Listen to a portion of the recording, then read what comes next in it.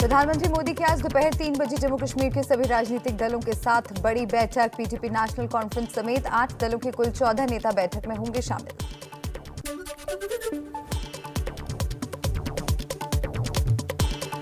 PM की बैठक में गृह मंत्री अमित शाह, जम्मू कश्मीर के उपराज्यपाल मनोज सिन्हा होंगे शामिल। एनएसए अजीत डोभाल, प्रधान सचिव, गृह सचिव समेत कई और अधिकारी भी रहेंगे मौजूद।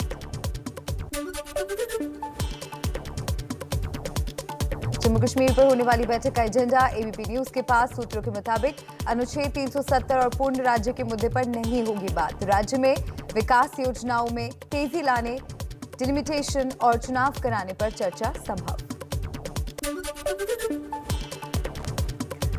पीएम की बैठक से पहले बीजेपी मुख्यालय पहुंचे जम्मू कश्मीर से जुड़े बीजेपी नेता जेपी नड्डा के साथ चल रही है बैठक।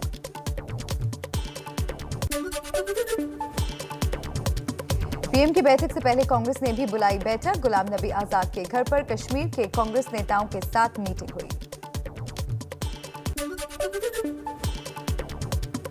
बीजेपी नेता विजय सोनकर शास्त्री का बड़ा बयान। जम्मू कश्मीर में बढ़ सकती है विधानसभा की 25 सीटें।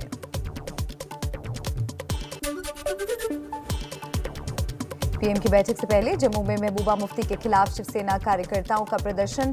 पाकिस्तान के समर्थन में बयान देने के लिए लोगों ने की महबूबा को जेल भेजने की मांग। कश्मीर पर पीएम मोदी की बैठक से एक दिन पहले इमरान खान ने आईएसआई के हेडक्वार्टर का दौरा किया। बैठक में पाकिस्तान के सेना प्रमुख कमर जावेद बाजवा और आईएसआई के बड़े अफसर शामिल हुए। एक महीने में इमरान खान का दूसरी बार आईएसआई हेडक्वार्टर का दौरा।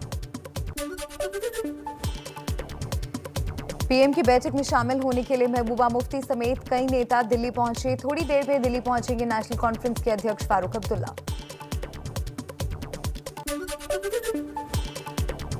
जम्मू कश्मीर से बीजेपी के तीनों नेता रविंद्र रैना, कविंद्र गुप्ता और निर्मल सिंह दिल्ली पहुंचे। एबीपी न्यूज से बातचीत में रविंद्र रैना ने महबूबा मुफ्ती पर साधा निशाना। बोले गोली और बोली एक साथ नहीं चल सकती।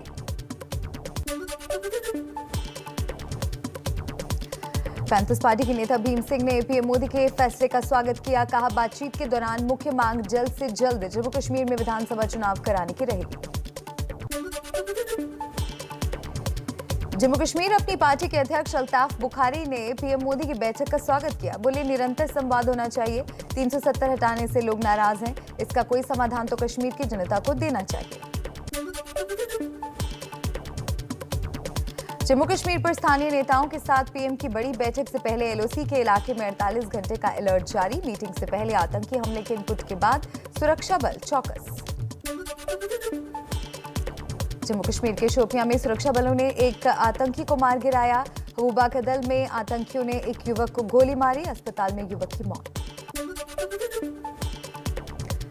जम्मू कश्मीर के पुलवामा में आतंकियों ने पुलिस और सीआरपीएफ पार्टी पर ग्रेनेड से हमला किया। सेना ने भी जवाबी फायरिंग की। किसी तरह के नुकसान की खबर नहीं। धर्मांतरण मामले में नया खुलासा। यूपी पुलिस को मिले गैंग के आतंकी संगठन से जुड़े होने के सबूत। जांच एजेंसियों को विदेश से टेरर फंडिंग के भी सबूत मिले। देश में खिलौना उद्योग को बढ़ावा देने के मकसद से पीएम मोदी का टॉयकथॉन 2021 में संबोधन। कहा भारत को खिलौना उद्योग में भारत को आत्मनिर्भर बनाना है। मानहानि के एक मामले में कांग्रेस नेता राहुल गांधी की आज सूरत की अदालत में पेशी। राहुल पर एक समाज को लेकर अपमानजनक टिप्पणी करने का आरोप। दिल्ली में कांग्रेस अध्यक्ष सोनिया गांधी की पार्टी के महासचिवों, प्रदेश प्रभारियों के साथ बैठक शुरू। महंगाई और तेल के बढ़ते दाम पर मोदी सरकार को घेरने की तैयारी। पेट्रोल और डीजल के दाम आज फिर बढ़े हैं। पेट्रोल 26 पैसे और डीजल 7 पैसे लीटर महंगा हो गया है। दिल्ली में अब पेट्रोल 97 रुपए 76 पैसे और डीजल 88 रुपए 30 पैसे लीटर पहुंच गया है। केरल की कोच्चि में तेल की बढ़ी कीमतों के खिलाफ कांग्रेस का हल्ला बोल। बीएसएनएल ऑफिस के बाहर कांग्रेस ने किया प्रदर्शन। नवी मुंबई में बने रहे एयरपोर्ट के नाम पर सियासी संग्राम। बीजेपी कर रही है प्रदर्शन। धारा 144 लागू की गई। मुंबई पुणे हाईवे डायवर्ट किया गया। पिछले 24 घंटे में कल से ज्यादा आए कोरोना के केस। 24 घंटे में 54,069 नए मरीज, जबकि 1,321 लोगों की मौत हो चुकी है। मध्य प्रदेश के चिकित्सा शिक्षा मंत्री विश्वास सारंग का बयान। एमपी में डेल्टा प्लस के 5 मामले आए सामने। भोपाल में 3 और उज्जैन में 2 केस मिले। उज्जैन में कोरोना के डेल्टा प्लस वेरिएंट के 2 मरीज मिले, जिनमें से एक मरीज की मौत, दूसरा मरीज पूरी तरह स्वस्थ। स्वास्थ्य मंत्रालय के मुताबिक देश में डेल्टा प्लस के करीब 40,000 मरीज मिले हैं। कर्नाटक में कोरोना के डेल्टा प्लस वेरिएंट का पहला केस आया सामने। राज्य के स्वास्थ्य मंत्री बोले, मैसूरू में एक मरीज संक्रमित है, जिसे अलग कर दिया गया है, लेकिन उसमें संक्रमण के कोई लक्षण नहीं है। महाराष्ट्र में डेल्टा प्लस वेरिएंट को लेकर एक्शन में सरकार। स्वास्थ्य मंत्री राजेश टोपे ने कहा, सभी मरीजों की सघन निगरानी के आदेश दिए गए हैं। मुंबई में आज 863 कोरोना के नए मामले सामने आए। कोरोना से ठीक होने वाले मरीजों की संख्या 711 हुई। वहीं 24 घंटे में कोरोना से 23 लोगों की मौत हो चुकी है। लोकल सर्कल सर्वे में बड़ा खुलासा। कोरोना के प्रति घोर लापरवाही कर रहे हैं लोग। सर्वे में शामिल 67% लोगों ने माना उनके जिले या शहर में लोग मास्क का इस्तेमाल कम या बिल्कुल नहीं कर रहे हैं। देश में कोरोना वैक्सीनेशन की बढ़ी रफ्तार। 21 जून से शुरू महाअभियान के बाद 3 दिनों में 2 करोड़ 9 लाख से ज्यादा वैक्सीन की डोज लगाई गई। टीकाकरण का आंकड़ा 30 करोड़ के पार पहुंचा।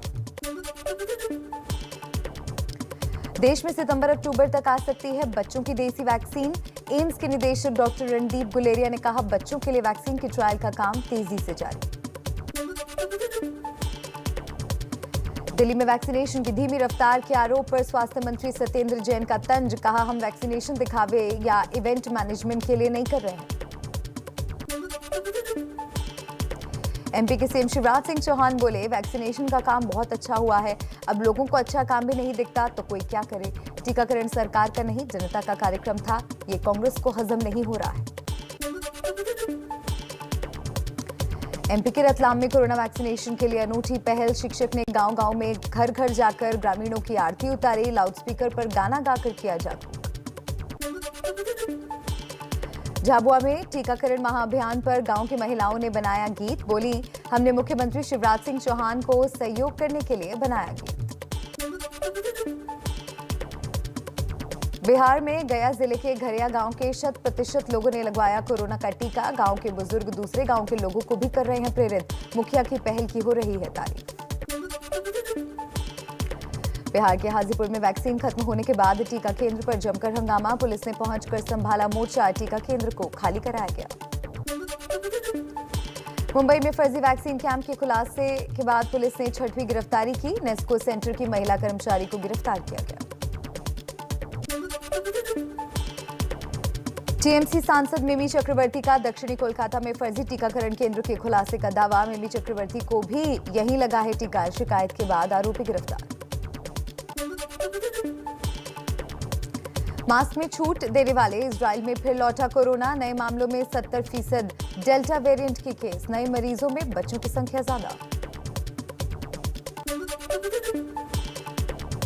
कैप्टन के ओएसडी का कांग्रेस तालाकमान पर वार। फेसबुक पर लिखा, पंजाब में कांग्रेस का मतलब कैप्टन है। पहले भी अमरिंदर को नजरअंदाज करने के चलते पार्टी 10 साल तक सत्ता से बाहर रही।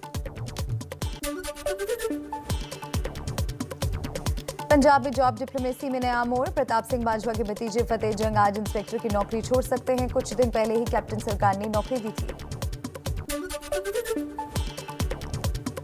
हरीश रावत का बड़ा ऐलान। कैप्टन सरकार कांग्रेस आलाकमान के निर्देश पर पंजाब में 200 यूनिट बिजली फ्री करने जा रही है।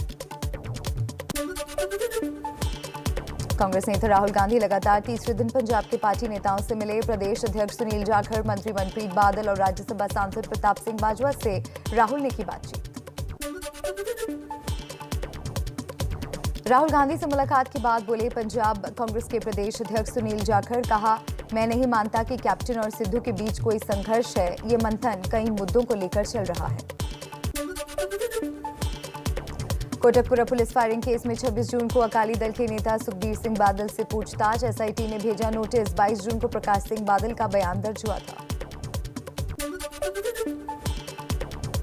यूपी में डिप्टी सीएम का पद मांग रहे संजय निषाद सांसद बेटे के साथ सीएम योगी से मिले। कहा, मुख्यमंत्री से सकारात्मक बातचीत हुई। उन्होंने मांगों को पूरा करने का भरोसा दिलाया। बीजेपी महासचिव और राजस्थान प्रभारी अरुण सिंह का दावा, कहा यूपी में आगामी विधानसभा चुनाव में योगी आदित्यनाथ ही सीएम का चेहरा होंगे। जयपुर के सर्किट हाउस में कुल 1 दर्जन निर्दलीय विधायकों ने बैठक की। ये सभी विधायक गहलोत खेमे के माने जा रहे हैं। पायलट खेमे से बन रहे दबाव को कम करना मकसद। यूपी पुलिस का दावा, उमर गौतम ग्रुप कई राज्यों में धर्म परिवर्तन का रैकेट चला रहा था। ये लोग खासकर महिलाओं को टारगेट कर रहे थे। हथियार चलाने की ट्रेनिंग देने के भी इनपुट मिले हैं, जिसकी जांच हो रही है। धर्मांतरण के आरोपियों से पूछताछ में लखनऊ के रहमान खेड़ा की अल हरम अकेडमी का नाम भी आया सामने। सूत्रों के मुताबिक संस्था को विदेश से पैसा मिलता था, जिसे इस्लामिक दावा सेंटर को भेजा जाता था। एबीपी न्यूज ने अकेडमी में जाकर पड़ताल की। धर्म परिवर्तन कराने के आरोपी उमर गौतम का पंतनगर यूनिवर्सिटी से कनेक्शन आया सामने। पढ़ाई के दौरान ही किया था धर्म परिवर्तन। हिमाचल में गडकरी के दौरे के दौरान हंगामे के बाद कुल्लू के एसपी गौरव सिंह, सीएम की सुरक्षा में तैनात एएसपी ब्रजेश सूद और बलवंत सिंह भी छुट्टी पर भेजे गए। काफिला रोकने पर पुलिस वालों में हुई थी मारपीट। बीजेपी सांसद दिलीप घोष का टीएमसी सांसद नुसरत जहां पर बड़ा आरोप, कहा नुसरत ने झूठी शादी कर सिंदूर लगाया और भारतीय संस्कृति का अपमान किया है। टीएमसी से निकालने की मांग की। दिल्ली में पशु पक्षियों के डॉक्टरों ने की हड़ताल। सांसद मेनका गांधी की एक डॉक्टर पर टिप्पणी से डॉक्टर बेहद नाराज। ओडिशा के पुरी में देव स्नान का जश्न, भगवान जगन्नाथ का किया गया स्नान। हाजीपुर में शादी में बाढ़ बड़ी मुसीबत, गांव में पानी भरे होने के कारण कार से उतारकर दूल्हा दुल्हन को रिक्शे में बैठाया गया। रिक्शे को धक्का देकर पहुंचाया गया। छपरा जिले में गंडक नदी का कोहराम, सारण बांध के करीब तरैया के आधा दर्जन गांव में बाढ़ जैसे हालात। सुरक्षित जगहों पर शरण लेने के लिए भागे लोग। यूपी के बलिया में घाघरा नदी का जलस्तर खतरे के निशान से ऊपर, कई गांवों में बाढ़ का खतरा बढ़ा। नदी का जलस्तर तेजी से बढ़ने की वजह से दहशत में है लोग। यूपी के कुशीनगर में भारी बारिश से उफान पर नारायणी नदी, जलस्तर बढ़ने से वाल्मीकि नगर बैराज से 1 लाख क्यूसेक से ज्यादा पानी छोड़ा गया। नेपाल से आए पानी और यूपी में लगातार बारिश की वजह से घाघरा नदी में पानी तेजी से बढ़ रहा है। अम्बेडकर नगर जिले में नदी किनारे गांव में डर का माहौल। सोनभद्र में एनसीएल खड़िया कोल माइंस की ओबी पहाड़ी का मलबा बारिश की वजह से बहा। मलबे की चपेट में आए 4 बच्चे, 3 बच्चों की मौत। नेपाल से छोड़े जा रहे लाखों क्यूसेक पानी से यूपी के सीतापुर में शारदा नदी खतरनाक स्तर पर। लहरपुर तहसील के गांव प्रभावित, 500 से ज्यादा घरों में घुसा पानी। यूपी के शामली में ओवरफ्लो होकर टूटी मामौर झील, दर्जनों किसानों की फसलें और मकान डूबे। मकान गिरने का भी खतरा बढ़ा। राजस्थान की बूंदी में मानसून की पहली बारिश में ही सड़कों पर पानी का सितम, सड़कें बनी दरिया, आने जाने वालों को हुई भारी परेशानी। यूपी के मुरादाबाद में सफाई कर्मचारियों ने मेयर के घर के बाहर किया प्रदर्शन। 3 महीने से वेतन मिलने के कारण नाराज हैं सफाई कर्मी। ऑस्ट्रेलिया की जेल में बंद करनाल के विशाल जूट की रिहाई को लेकर कुरुक्षेत्र करनाल के सांसद विदेश मंत्री से मिले। रिहाई के लिए हो रहे सरकार के प्रयास से परिवार संतुष्ट। हैदराबाद में एक ज्योतिष के घर से बरामद हुए 18 करोड़ के नकली नोट। पुलिस ने मुरली कृष्णा और पवन समेत कुल 7 आरोपियों को किया गिरफ्तार। यूपी के अमरोहा में पुलिस और गो तस्करों के बीच मुठभेड़, दोनों तरफ से चली गोलियां। पुलिस फायरिंग में एक बदमाश घायल हुआ, 3 गो तस्कर फरार। यूपी के रामपुर में सब इंस्पेक्टर ने अपने ही साथियों पर भ्रष्टाचार के आरोप वाला वीडियो और चिट्ठी सोशल मीडिया पर की वायरल। अपनी जान को बताया खतरा, डीआईजी ने दिए जांच के आदेश। पुलिस ने दिल्ली कैंट से 2 लोगों को गिरफ्तार किया। सीबीआई अधिकारी बनकर लोगों के साथ करते थे लूटपाट, 7 घटनाओं को दे चुके थे अंजाम। एमपी के रायसेन में भयानक सड़क हादसा, बारिश के कारण तेज रफ्तार डंपर और कार में टक्कर, कार में सवार 3 लोगों की मौके पर ही मौत।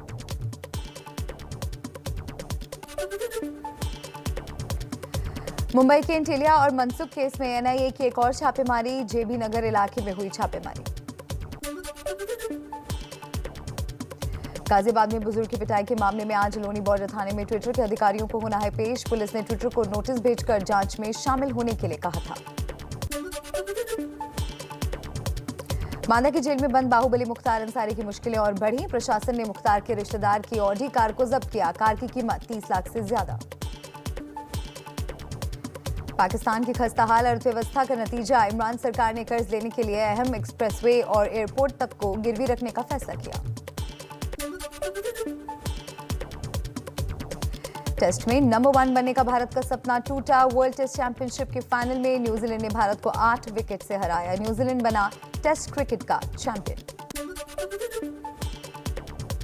फाइनल में भारतीय बल्लेबाजी रही फ्लॉप। पहली पारी में 217 और दूसरी पारी में सिर्फ 170 रन ही बना सकी टीम इंडिया। दोनों पारियों में किसी भी बल्लेबाज ने नहीं बनाया अर्धशतक। भारत ने न्यूजीलैंड को जीत के लिए दिया था सिर्फ 139 रन का टारगेट। टेलर विलियमसन की बीच नाबाद 96 रन की पार्टनरशिप। न्यूजीलैंड की तेज गेंदबाज जेमिसन बने मैन ऑफ द मैच। पहली पारी में 5 और दूसरी पारी में लिए 2 विकेट। विराट को दोनों पारियों में किया आउट। आईपीएल में विराट की टीम आरसीबी से खेलते हैं जेमिसन। विराट कोहली ने हार के बाद माना कि टीम ने 30 से 40 रन कम बनाए। विराट ने जीत के लिए न्यूजीलैंड को दी जीत की बधाई।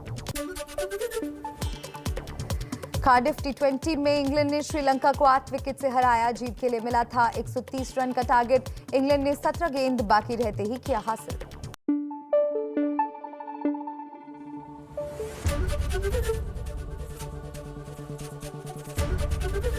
एबीपी न्यूज आपको रखे आगे।